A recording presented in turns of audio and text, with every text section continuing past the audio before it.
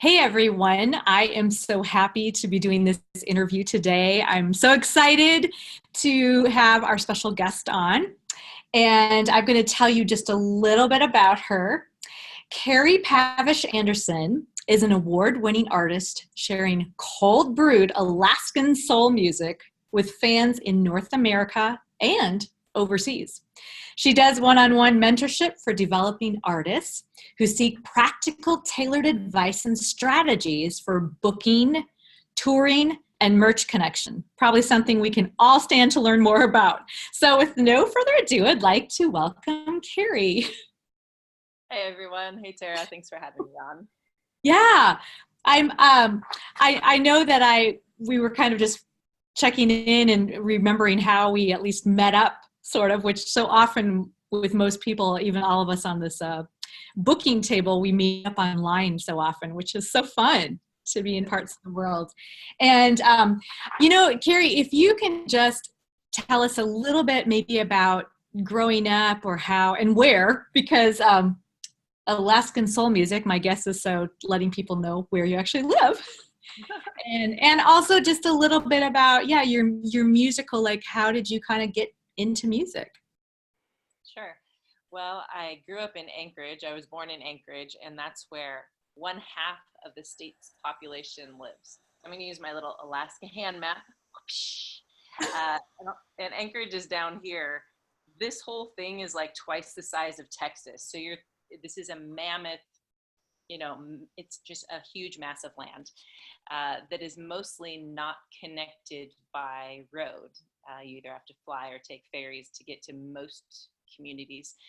But in Anchorage, it's kind of like any city, a bunch of arts and traffic and crime and grocery stores and gas pumps, So my parents tell me that when I was a baby and they'd be putting me into the car seat, right when I was secured, they would hear me singing. I was like, "Are you sure I wasn't like crying or?" And they're like, "No, it was melody. It was something." And so music has been a part of my life, I guess, from the beginning. My parents saw that and sacrificed a lot so that I could take part in musical activities that are not free, piano lessons later on and being parts of like audition only choirs as a kid. I would say a lot of my music blood is from the church, singing in the congregation, but also little kids choirs and such like that kind of tuned my ear into vocal harmonies and all kinds of harmonies that maybe I wouldn't have come into or noticed much later. And same with like records and tapes that my parents took out from the library. I know, records and tapes. Now you know how old I am. I'm there with you. So. Yeah, who even thinks about checking out records and tapes from a library or even anything about libraries these days? But at that time, we'd check out Beach Boys and Brothers Four and Everly Brothers and all that. And they were all very strong vocal harmonies. So that's been kind of a part of my musical makeup. And I stayed in Anchorage through college and majored in music. And so it's been a part of my life for a long time. Well, I love that. And, I think a lot of people actually starting in church, because I know that was for me too. My dad's a pastor. And so we were always singing at something at church. So yeah, part of the culture and the community of many churches and many other faith communities. And so it's I love that. There's so when I hear kids that don't know how to match pitch, that at first it doesn't make sense to me. Like how can you not? Well, if you don't grow up hearing melodies, it won't be a part of naturally coming out of you. It would take practice and time. So yeah. So I know that you described, at least on your website, that you are in Galena, Alaska. And which I had to look up on the map myself because I was like, where is that? And I like that you describe it, though, a Hoth-like terrain. That I thought, oh, I can picture that from Star Wars. Oh yeah, and there are times of year where it looks exactly like that to me, like that opening scene on Hawk, where it's just,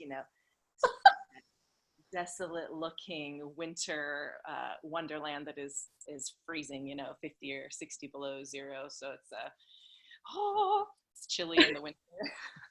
Chilly in the winter. Right now I'm in Willow, Alaska, which is on the road system. But my husband and I have lived in Galena for 15 years. Galena it's a fly-in only village, so you cannot drive there. And that's, like I said, that's most of Alaska is that way. When I bring up the hand map, this is all fly or ferry, all around the edges and a lot of the interior. You can't, I can't just hop in a car and go to a gig. It's not going to happen. Galena is about 400 people, really small community. So I can do gigs there, but they're ones that I need to create myself and or educate the community about. So Galena is not an easy place to be based from as a musician. And I've heard some of my music colleagues have they've been asked questions like, "Oh man, I live in Austin and I can't find any place to play. I can't get any bookings." And my colleagues will say, "Dude, I know a woman who lives in this tiny place," so they'll say, in the middle of nowhere, that it books, and this is her career. So find a way, you can do it. And that's not the most compassionate answer. Find a way, you can do it. Just go book. But being in Galena has a lot of challenges, along with the benefits.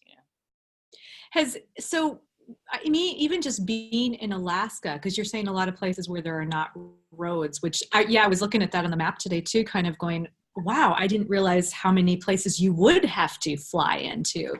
And, but how have you found then, because obviously you've had to be creative with finding a way for music. So can you describe maybe a little bit about what you've even done through the years? Even when you were in Anchorage, or I know Anchorage is a bigger city, but Right. I really haven't done a lot in Anchorage since college. I had a time where I lived in Bend, Oregon for 4 or 5 years and was in a couple bands and that. But when we moved up to Alaska, it was so that I could work with youth. So it wasn't oh, now I'm going to still be a full-time musician in Galena. That wasn't the idea. But I couldn't stay away. I couldn't stay away from music at all. So after after a number of years, I think it was 2015, then I quit the job of working with youth and just do volunteer stuff. And because it was too hard to do a full-time music career. And I think a lot of us can identify with this, right? yes. So in Galena, they have one music festival every year. It's a fiddle festival that people boat from up and down river to come and play. So I've been involved in that usually every year. That's a 2 gig weekend, and they pay $50. Thank you. I mean, I'm glad they have the festival, but that's not going to pay the kind of bills that coming from living in an isolated place. Mm-hmm. So there's that's already built in. So you could say, oh, easy, go meet up with the people, network, and you're pretty much in. You're going to get that gig. But I have needed to find some other things in Galena and out. In Galena, as I got to know more people, that really was how I started getting some shows. And when I say some shows, that means like 4 shows in Galena, probably max. I'll have yeah, I mean, there's 400 people. They've all heard my songs by now. If I say, oh, hey, I'm releasing an album, they'll go like, oh, yeah, okay, she's released a couple before. I like her stuff. But I mean, it's a really sunny day. It's 20 hours of sunlight. Let's go fishing. Right. So Galena is not, this great gold mine of gigs. And I'm not saying everyone needs to come move there to play music. You probably won't make much. But it has been a great path for me to learn about that I need to do some education legwork as part of my booking. People in Galena were not used to paying musicians except for the one festival.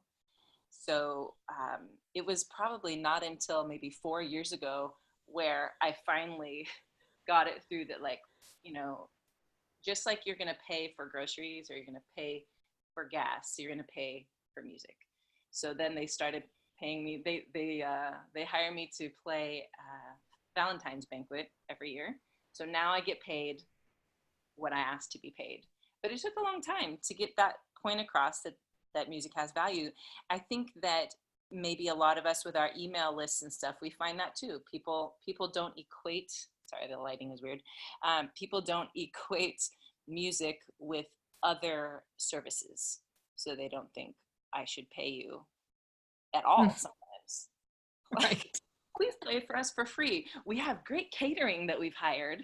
You know, we have a valet parking for, you know, they've hired all these people, but not the musician. So we have to take it on ourselves to, I have found, to provide some education there. Yeah, for sure. And I always think that too. It's like, would you ask like a dentist or a doctor to just come give their services for free? And yet musicians get asked all the time because it's fun. Yeah. But I'm thinking, I know I have a dentist friend who loves being a dentist. Like, to him too, it's really fun, but he still gets paid. Yeah, you can have fun doing what you love that is work and that pays your bills, you know. Right. I love that way too. Well, where then did you find other, because you're saying 4 shows in Galena, which to me is actually amazing if there's only 400 people, but where then have you ended up? Like, have you had to tour, and have you toured in Alaska or other places too? Absolutely. Touring and merch are my bread and butter.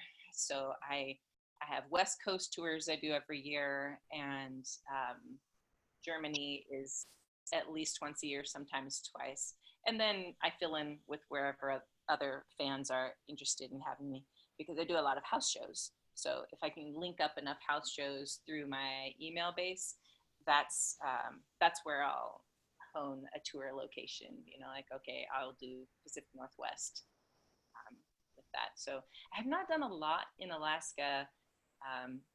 I did 3 shows here this month, and in Alaska, and it was great. Again, pay was not so much. I did play at a festival where they said we're one of the few festivals in Alaska who pay their musicians, and I was like, that's great. But again, it's not going to be much. I just think that's the market. You know, the market is flooded with us. How many musicians do you know, and do I know? And then how many do they know? It's just mind blowing because of technology and just passions and stuff. There are lots of music and musicians and lots of competition. So I've had to find a way to make myself stand out. Just like I read about you with some of your jazz things, you have to kind of find that narrow way. So in Alaska, I want to do more shows here, and I need to do more networking in order to accomplish that. But for now, the way I'm booking is, first of all, personal connection. You know, who already knows me and who already loves my music, who already tells their friends about me, who already reposts, my album releases and all that stuff. So a lot of times I'll connect with them, again, through my email list, or personally, from the email list. I might take out a person and personally email them saying, have you thought about hosting a house concert? Or do you have any museums nearby that have a grand opening happening at this time? I'll just ask about these different options to people who already really love my music. And that's one way that I find leads for venues. So is that how you've done it even with booking, like on the West Coast and stuff? Is it people who have already learned to love your music, or from past concerts, or? Both. And also from conferences like Folk Alliance Region West, Taxi Road Rally, some of these musicians conferences where there are some venues, not a lot, but there's some venues who come and you get to showcase. And I've gotten West Coast shows from those kind of things too. Not a whole lot, but enough that hey, now I have this house concert, which is a good anchor gig, and I can build my tour all around that anchor gig I found from Far West. Wow. So I'm trying to think too. Oh, I know I was going to ask because when you mentioned Germany, to me, I'm like, okay, that's really cool. But it's like, you don't just think of all of a sudden going to Germany. How did you get connections in Germany? And do you speak German? I do not speak German. I've been learning every time I go there. I make myself spend a day where I will not speak English as I walk alone around Germany, and I have my phone and I usually can get 4 or 5 sentences in now, and then I just say like, sprechen Sie English? I give up. That's great. I try, but no, I had really no connections in Germany whatsoever. But I am an opportunist. So when something Like comes that. my way, I will see it as some possibilities. So this is one of the magical things about Galena. I've gotten so many connections since being there in this tiny place. I don't understand why. It's just this beautiful, magical vortex. So my sister called me one summer. She lives across the street. She said, "Oh, Karrie, you got to come over to my house. I want you to play some of your songs for these Germans." I was like, "Germans? Why? Why are they in Galena? How did they get here? You can't just accidentally come to Galena, you can't happen through." So I went over, and they were this family of canoers. Every summer they canoe the Yukon River, which Galena is situated on. Yeah, Wow. they happened to meet my sister, who was volunteering at a Bible camp upriver. Happened to meet her. She happened to invite them. Happened. Yeah. And they said, "Hey, you totally should come to Germany, play some shows." And I just at first was like, I don't see it happening. Expensive. Don't know anyone. Don't know the language. Blah blah. All these reasons why I can't do it. And how many of us are like that? Absolutely. We think of the no's first. Yeah. I want to erase all of that. No no's. But the daughter in that family, man, she just kept Facebooking me and saying, "You got to come. My dad will book you shows." And that seemed weird to me because he's not involved in the music industry. He's just a guy who loved my music and who's lived in this one area of Germany for like 40 years. So knows a lot of people. Here we are again with connection, right? Who Right. are you connected to? That's where I find booking. So Uwe, the man, the father canoer, he booked most of my first tour there, all in one little tiny place at the northern part of Germany I'd never heard of. And I think I only booked 4 shows on that tour myself.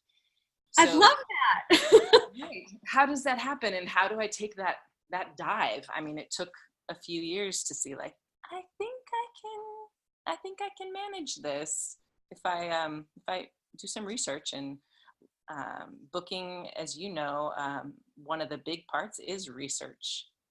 So Absolutely. Amen.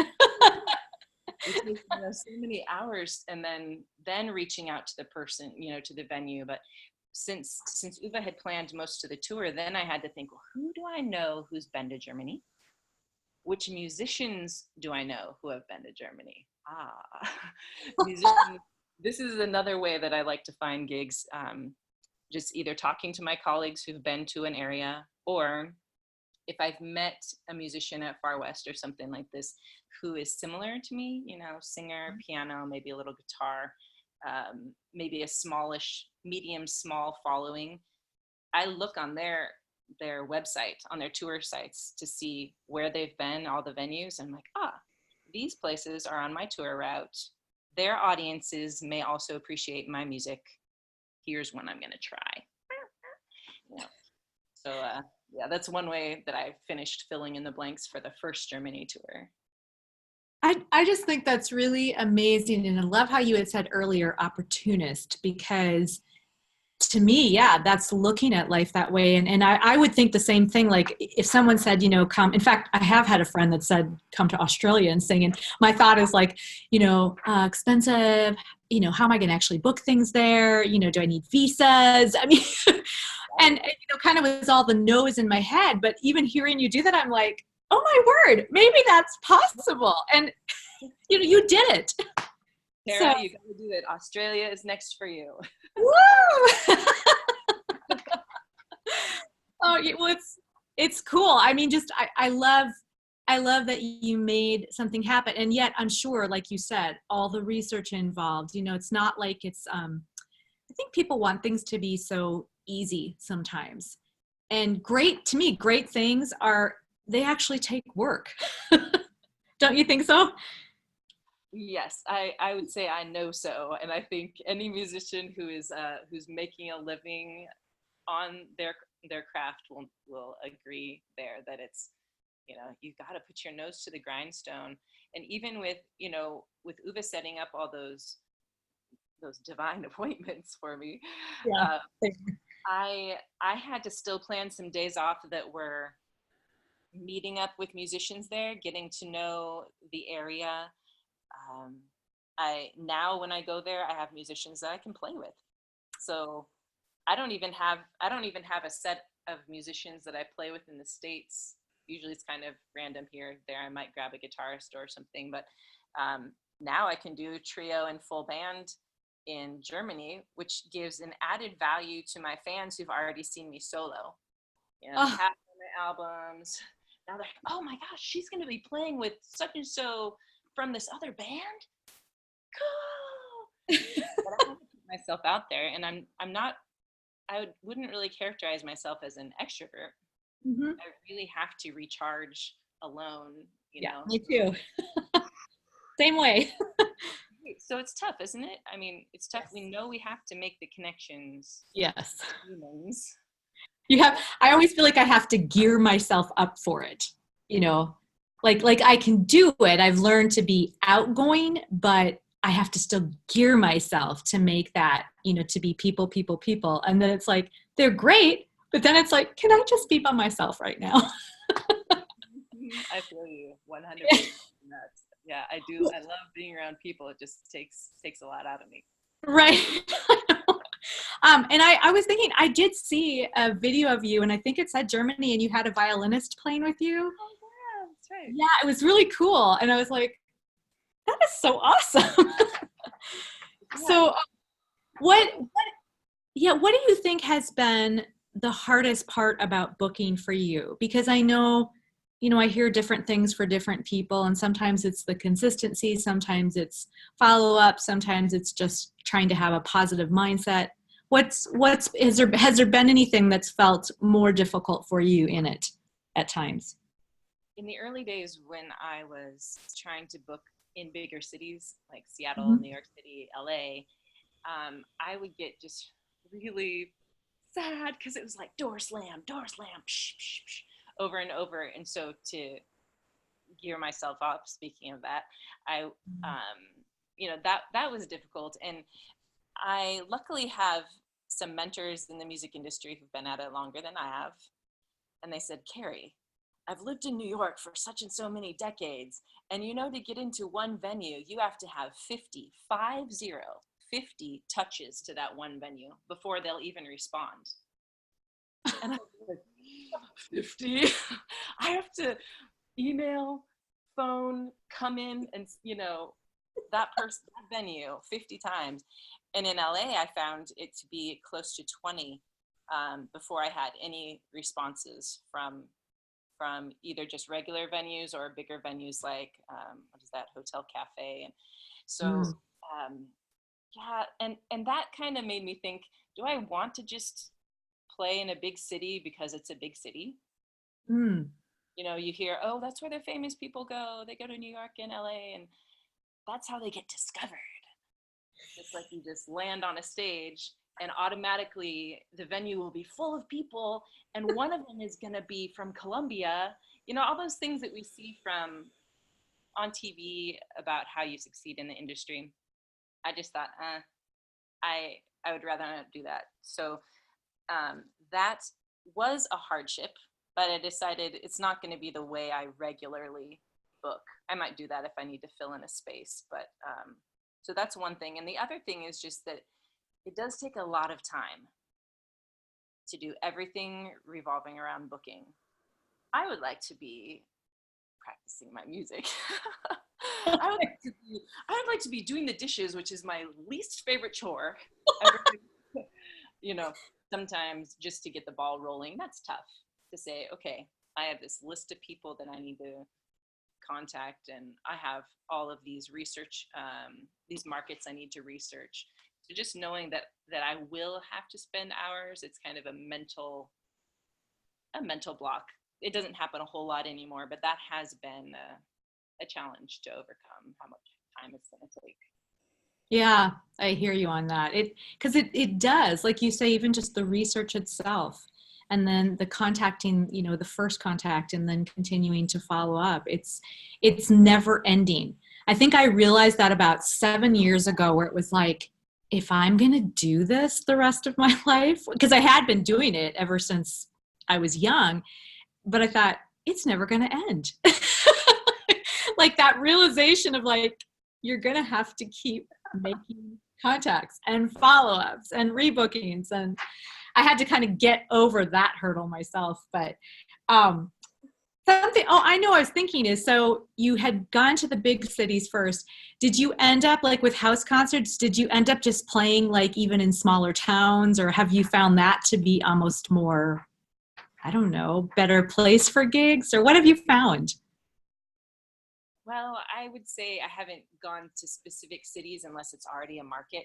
Usually I go by fans. So I'll let them know, hey, here's this time frame I'm going to be in the Pacific Northwest. And Mm-hmm. if you'd like a house concert, click on this link, follow this stuff. Um, and and then hopefully I hear from people. And if I don't, then I reach out again individually to some of them through social media or through email to figure that part out. I would say that, I mean, those kind of audiences are more appreciative because, hey, this is a special thing. My friend invited me to hear one of her favorite artists. Mm-hmm. Again, connection. Maybe that's a theme in the music industry.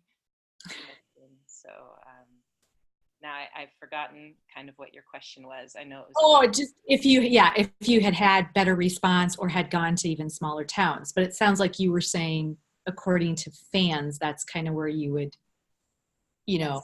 on like your house concert tour. Um, Or sometimes I also will say, I really want to go to this area of the world. And yeah. so I'll see if I can get a gig there on the way tour from, a tour that I'm on. So what do you do then? I mean, as far as finding people or places, how do you go about that?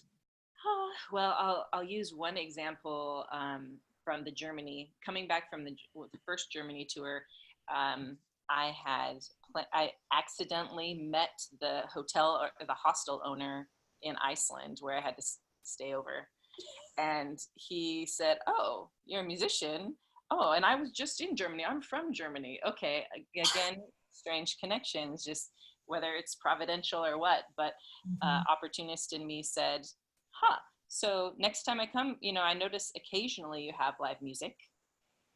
Here's my information. Here's how much it costs. Maybe we can do some trade off to, with with how much, giving me a free stay here with part of my pay." And so they hooked me up. Otherwise, it is that Google is my friend, and I'm spending hours researching. Like, hey, I love Seattle. I want to find a place in Seattle that I can play. Plus, it's on the way everywhere. So Mm. I'll either ask my friends from Seattle about it or like Google. And the best thing really for me though, as far as online research, is that finding the similar artists to me. You know, Mm. I I have a lot of colleagues, I'm sure you do, in the industry, and Mhm. you may have some who play rock. Awesome, I love rock, but I'm not going to go to their webpage to look for venues. So true. That makes no sense. I'm going to find someone who's similar to me Mhm. in as many aspects as I can find. And then I'm going to research that venue to find out, what is that venue's values? What do they think is important? Is it a family venue? You know, do they have activities for families? Is it a winery that's very up class? You know, Mhm.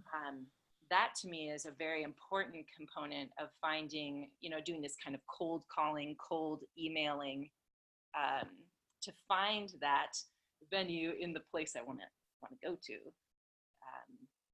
That that has been a crucial part, because why should they book this musician from Alaska? Who cares? There's a million artists in lower 48 they could choose from.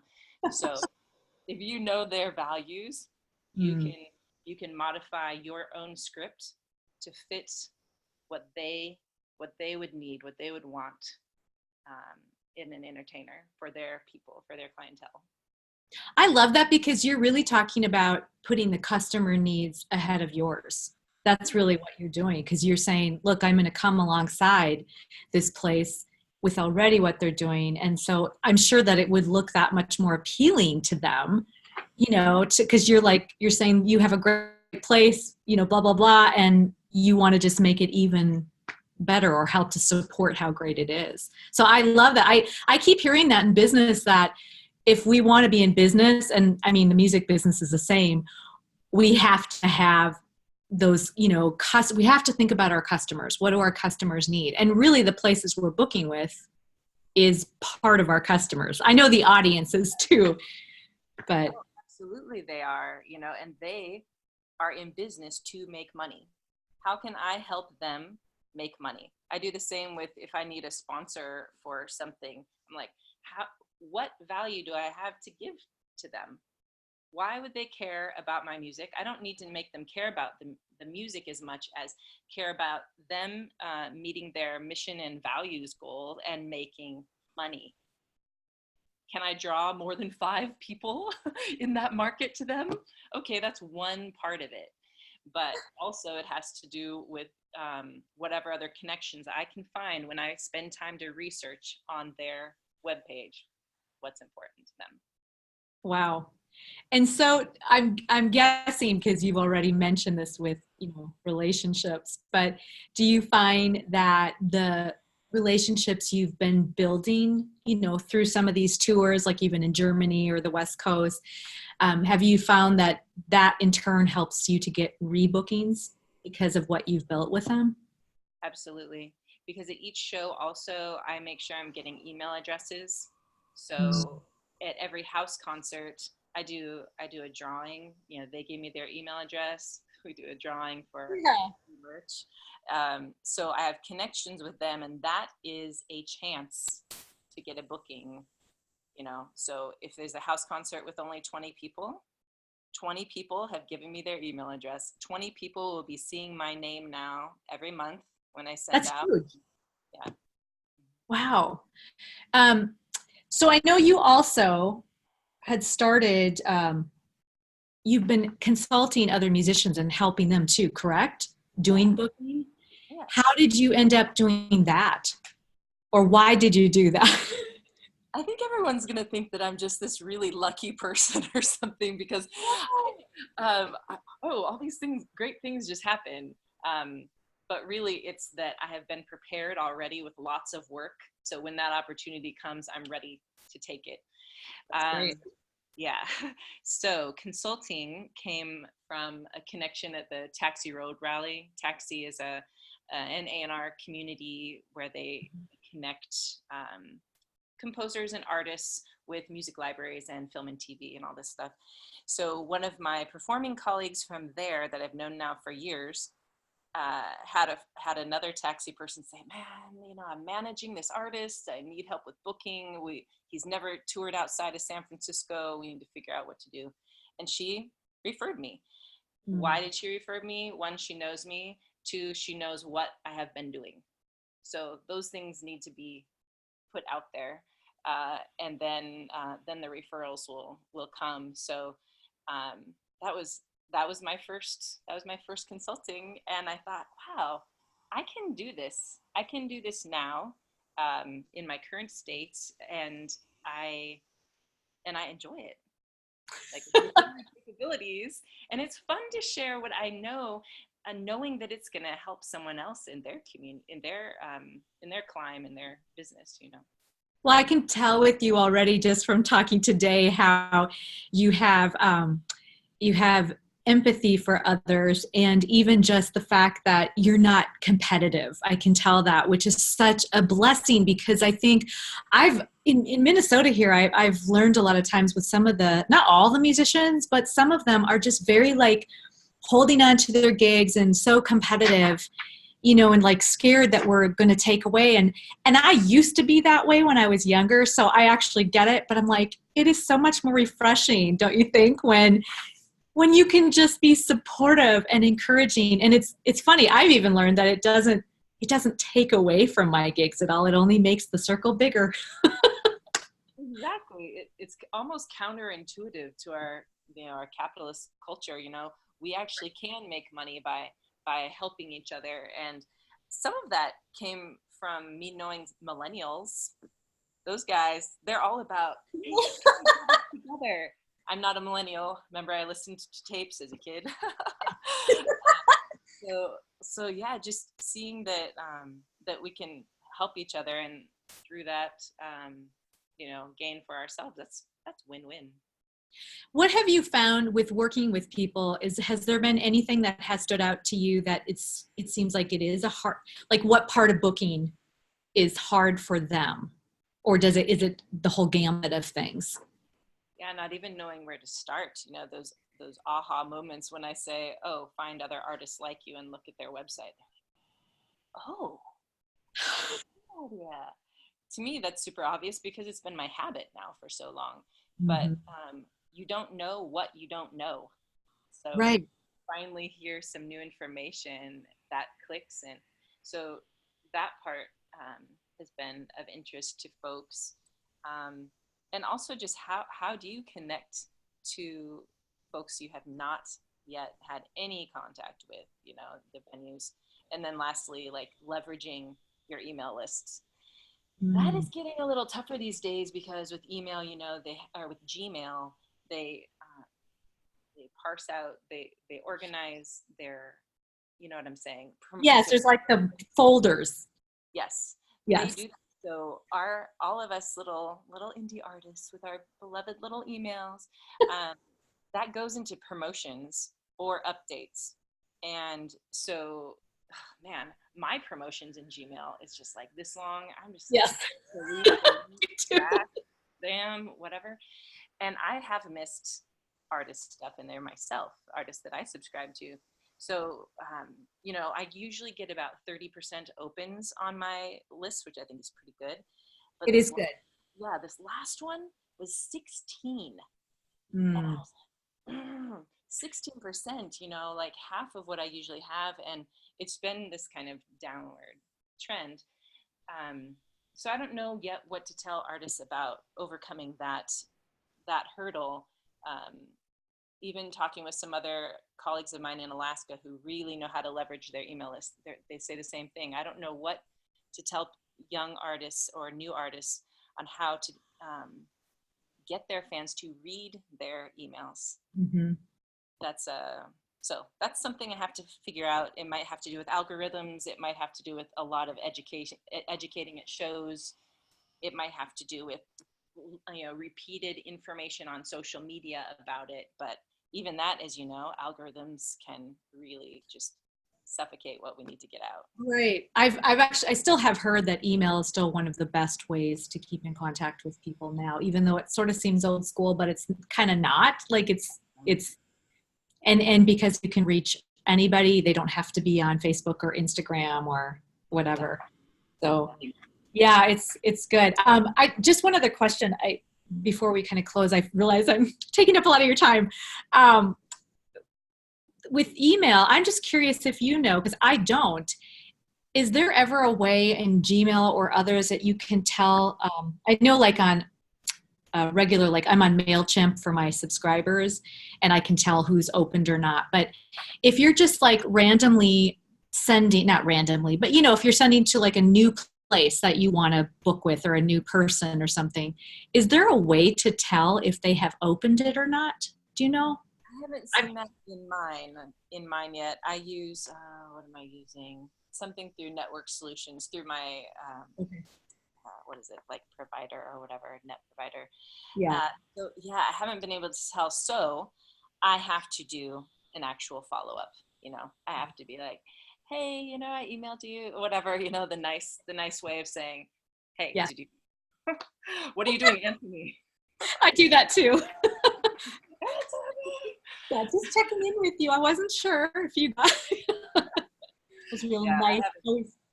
I haven't figured that out. I know, like, with text messages now, it will say so-and-so has seen, your message, but yeah. I haven't seen Well, that.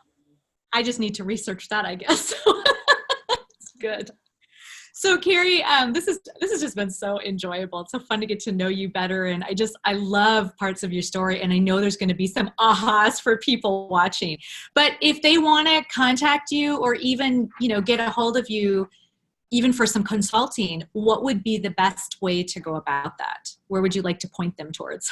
I would like to point them to my website, which is karriepavishanderson.com, and you can do /consulting, or you'll see a link in the menu for consulting, and there's a very short web form, nothing scary, just name and email address, and if you want to put a message in there, you can. I thought that for today, I too have really enjoyed this conversation and getting to know you a little bit too. I would like to offer your group a discount for a consulting if they would like to engage in me for that. So now I'm talking to everyone. I have been talking to you. Oh my goodness. Oh no, I get it. No, what I was going to say is when you go to that email form on karriepavishanderson.com /consulting, just put in there that you are part of this booking table group, and then it will be $10 off of a 30-minute consulting time. So I'd like to offer that to you guys. Awesome. That is so cool. And we can, I can get the specific link to and write it in, so they know exactly. But wow, this has just been awesome. Thank you so much. I'm so glad I did a little research on you. I guess, like I said, I scoped you out too before. What is important? Well, anyway, just thank you for your time today. And I look forward to having the group watch this and get to know you better and just be encouraged, because I think you have. I think like you said, again, the takeaway for me is that opportunist. And I love that, because that's what I think we need to be like as musicians. So anyway, thank you so much. Thanks, Tara. Thanks, everybody.